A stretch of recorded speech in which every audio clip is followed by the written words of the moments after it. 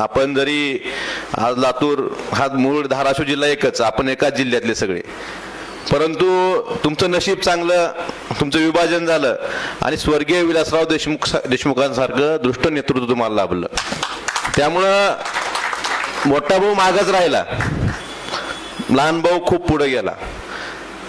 ठीक आहे, पण आता उदाहरण द्या सांगतो. स्वर्गीय विलासराव देशमुख साहेबांनी मांजरा नदीवर आपल्या बॉर्डरपासून आपल्या हद्दीपर्यंत बॅरेज बांधले आणि आम्ही आत्ता बॅरेजसाठी झटतोय.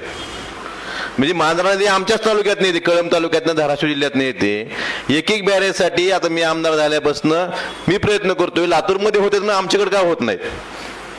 आपलं महाविकास आघाडी सरकार असताना त्या बाबतीत सर्वे झाला, एस्टिमेट झाले, दुर्दैवानं सत्तांतर झालं.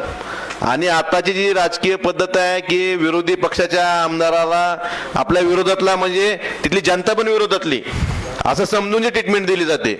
खरं तर मीडियानं या बाबतीत बोललं पाहिजे. मी विधानसभेतही बोललो, आम्ही तुमचे विरोधक असो, म्हणजे तत्वाने विरोधक, आमची काय दुश्मनी नाही त्यांची, पण आम्ही जर पक्षीय विरोधक असलो तर आमच्या जनतेची चूक काय?